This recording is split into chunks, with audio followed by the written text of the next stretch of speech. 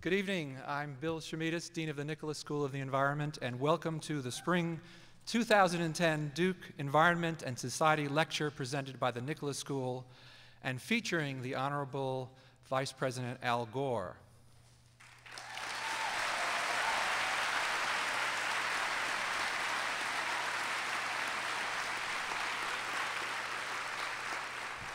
I want to know how come I didn't get that applause when I came out.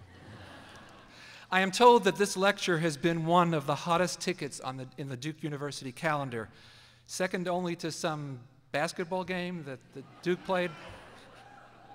Actually, I'm not that out of touch. I know that Duke played the championship game this past Monday, but I'm kind of embarrassed because I've been so busy this week. Who won that game anyway? Do you know who won?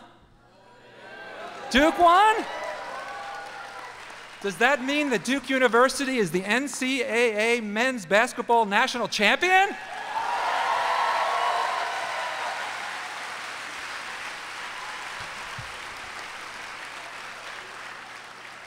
Mr. Vice President, I think the audience is awake.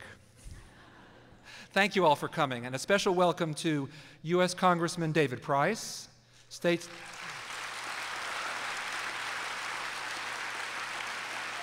Where are you? David, where are you?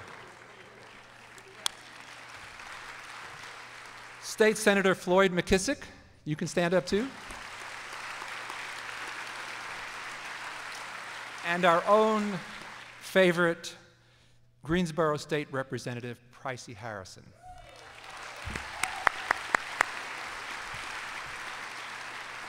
And all the other elected officials out there, I'm sure there's many. I also want to mention and thank the Nicholas School Board of Visitors and the board's new initiatives team, and especially a good friend to the school and the university, Durham native Cindy Harrell Horn. Cindy was instrumental in arranging for Mr. Gore to come speak to us this evening, and I am very grateful for her ongoing support, counsel, and friendship, and I had the impression that there was going to be some applause for her, and I squelched it, so let's hear it.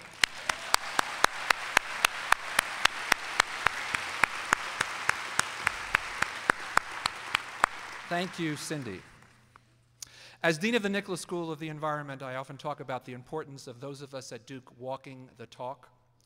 That can be as simple as one person vowing to use cloth shopping bags instead of plastic ones, or switching to reusable water bottles. The types of commitments our students and staff make when they sign the Sustainable Duke Pledge, and I'm sure that all of you out there have already signed that pledge, right? It can also include projects like Walking Fish, the region's first community-supported fishery developed by a group of Nicholas School students, or the student...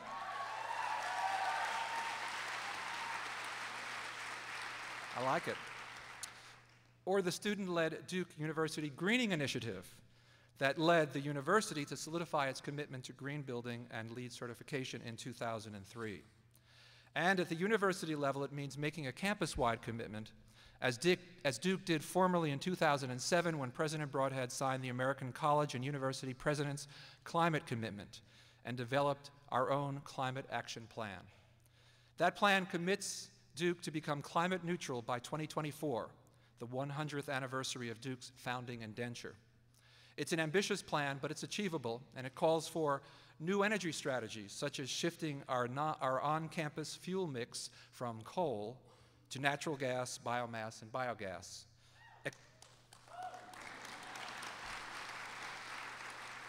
Expanding our green building initiatives, providing incentives for employees and students to use alternative transportation, and developing local offsets that will provide significant environmental, social, and economic benefits in North Carolina and the Southeast.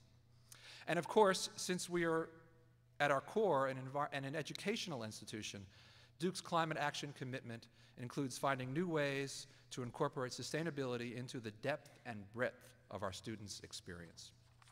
Last but not least, I would be remiss if I did not mention our own core mission at the Nicholas School, creating knowledge and leaders of consequence for a sustainable future.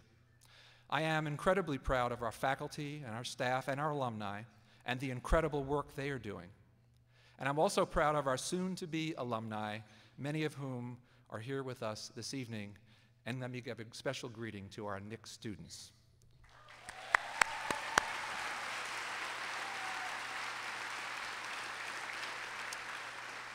Another way the Nicholas School walks the talk is by launching the Duke Environment and Society Lecture. Having worked in the environmental arena as a scientist for decades, it is apparent to me that addressing today's complex and serious environmental problems will require natural scientists and social scientists working hand in hand. Not only working as natural scientists and social sciences, but working together to understand how the natural system and the human systems interact with and feed off each other, working at the interface between the natural system and the human systems and its institutions. And that is why we at the Nicholas School have worked so hard to create a program that integrates the natural and social sciences, and why we have launched this lecture series, to bring the world's most influential environmental thinkers and doers to our university to speak on topics of great environmental and social import, and in the process to entrain the considerable human resources right here at Duke in a dialogue on those issues. We are, of course, thrilled to have Vice President Gore with us today to be our distinguished Environment and Society Lecturer. If you think about his life's arc, the awards and accolades that have been bestowed upon him, his many achievements, it is hard to think of another individual who has made a greater mark on the world at this moment in time. On a personal note, having Mr. Gore here is especially special for me. Way back in 1990, just before Mr. Gore left the Senate for some other digs, I was asked to serve on a committee called the Environmental Task Force. Through that task force and its many subsequent incarnations that continue today, I've come to know and work with some of the world's most gifted scientists, and I've learned much. More importantly, the task force and its incarnations have made tremendous strides in developing new data on the environment. Mr. Gore was the guiding force behind that task force's creation, its mandate, and its continued existence. Thank you, sir, for that and for so much more.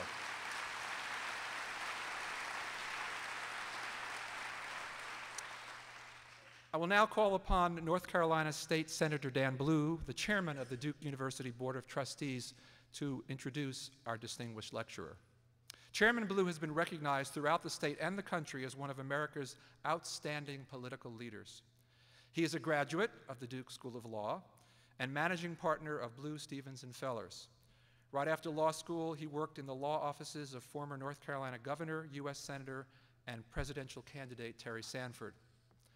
Senator Blue was first elected to the North Carolina State House of Representatives in 1980 and was re-elected 11 times, serving as Speaker of the House and chair of various committees.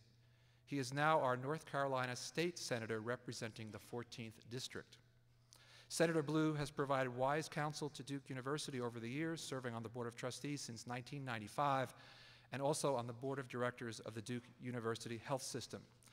So, without any further ado, Chairman Blue, may you come up here.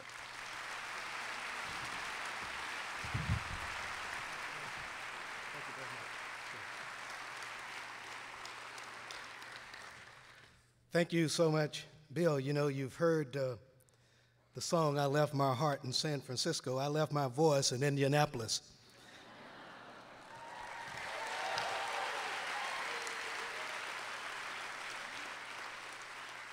But I want you to know that as chairman of the Duke Board of Trustees, I want to officially welcome all of you here this evening for this exciting occasion. And I also want to take this opportunity to thank Dean Shamides for his vision and leadership in the Nicholas School, and Cindy Harrell Horn for all of her efforts in making today a reality. You know, I'll be presumptive and assume that most of those who were lucky enough to get a ticket to this wonderful event are well aware of Al Gore and his remarkable accomplishments. But in case an introduction is needed, I'm honored to make it. First, let me say that for 3 decades, Al Gore has been a North Carolina favorite son in politics, taking the back seat only to our own Terry Sanford. We adopted him a long time ago and consider him one of ours and one who is very dear to us.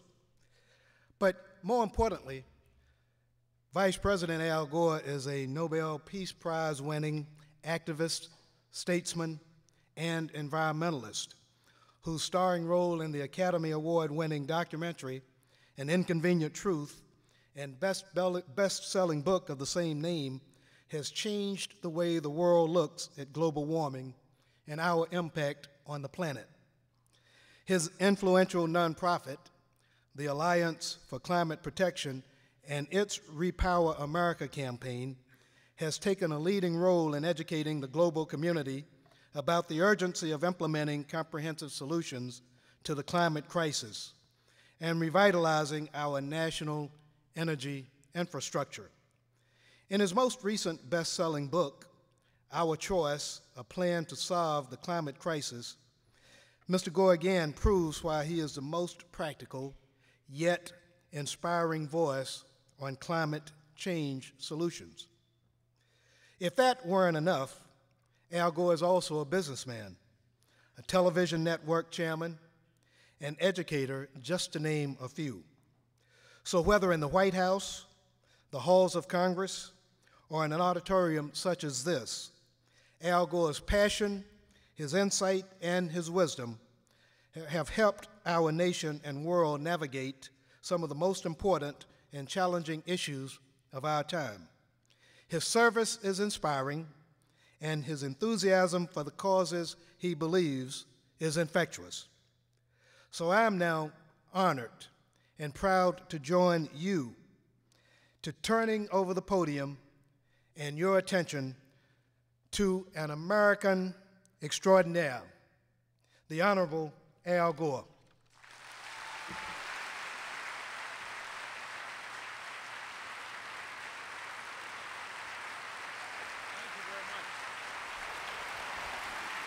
Thank you. Thank you very much. Thank you. Thank you very much, ladies and gentlemen. I appreciate that warm welcome. It's great to be back on this campus, and let me add my congratulations. Congratulations, Duke, on a fantastic victory. It's unbelievable. Now, I am a recovering politician, but it's not for that reason that I'm telling you that I was rooting for Duke. So many in the country were rooting for Butler and all of that. My brother-in-law, Frank Hunger, who is on the board of the graduate of Duke Law School and on the board of the law school, is the most fanatic Duke fan that you will ever find. And we watched the game together, and I was rooting for Duke, believe me. I had to, but I wanted to. And when that last second shot hit that rim, oh my gosh. I couldn't even keep Frank in the room half the time. That was really a thriller. But anyway, congratulations. It was really an amazing win. And Senator Dan Blue, thank you for those kind words. The lights are, there you are. Dan and I go way back.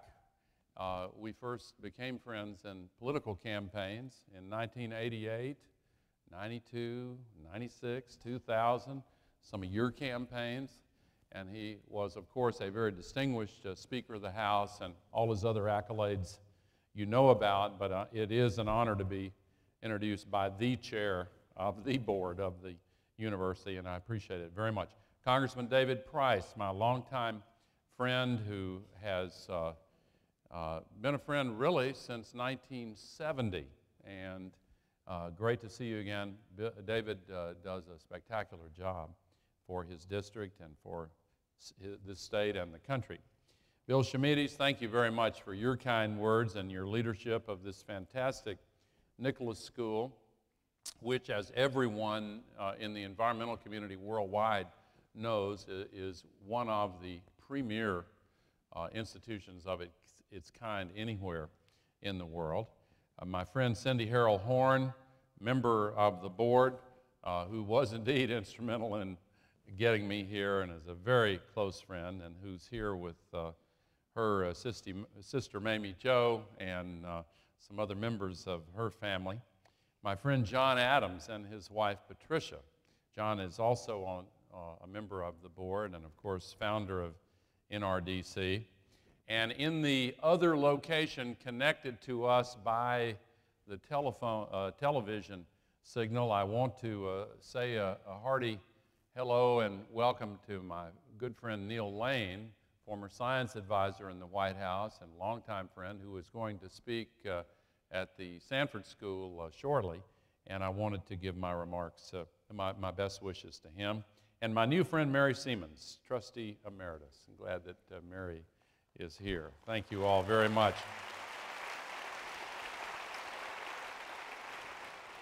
And Senator McKissick and State Legislator Pricey Harrison and other distinguished guests. I am Al Gore. I used to be the next president of the United States of America.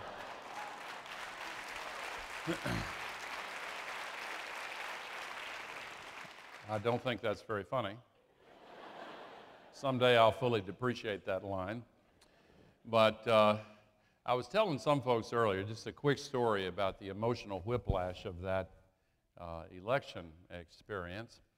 Not long after I left my job in the White House in early 2001, I was driving with my wife, Tipper, from our home in Nashville to a small... Thank you.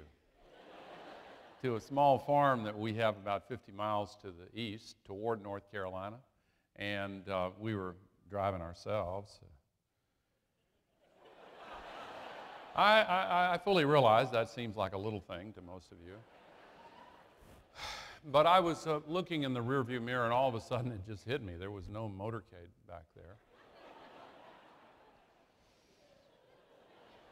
You've heard of phantom limb pain? This was a rented Ford Taurus, and it was close to dinner time, so we got off Interstate 40 at the Lebanon, Tennessee exit and looked for a place to eat, and we found a Shoney's restaurant, low-cost family restaurant chain. We walked in, sat down at the booth, and waitress came over and made a big commotion over Tipper. And then she took our order and went to the couple in the booth sitting next to us, and she lowered her voice so much I had to really strain to hear what she was saying. She said, "Yes, that's former Vice President Al Gore and his wife Tipper." And the man said, "He's come down a long way,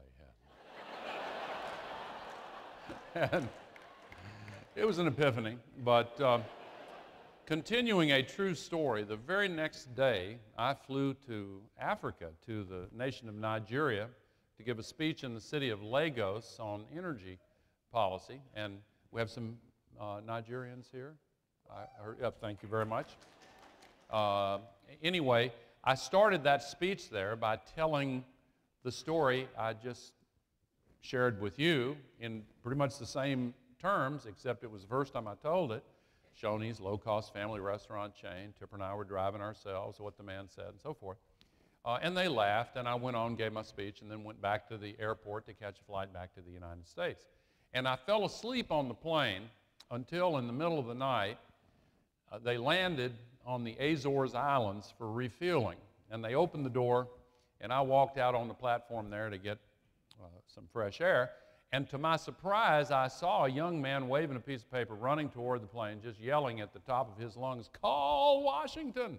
Call Washington!" And I thought, here we are in the middle of the night, in the middle of the Atlantic Ocean. What in the world could be wrong in Washington? Then I remembered it could be a bunch of things. But what it turned out to be was that one of the wire service reporters in Nigeria had already written a story about my speech there, and it had already been printed all across the United States. I must have 100 copies of this story people sent to me, and my staff was very concerned because the story began, former Vice President Al Gore announced in Nigeria yesterday, quote, "My wife Tipper and I have opened a low-cost family restaurant called Shoney's, and we are running it ourselves." I am not making this up. And before I could get back to U.S. soil, the late-night television comedians, who sometimes are not very funny, Leno and Letterman, they had a field day with this. One of them had me in a big white chef's hat, and Tipper was scribbling and yelling at me, "One more burger with fries." 3 days later, I got a nice long handwritten letter from my friend and former partner Bill Clinton saying, "Congratulations on the new restaurant, Al." We like to celebrate each other's successes in life. And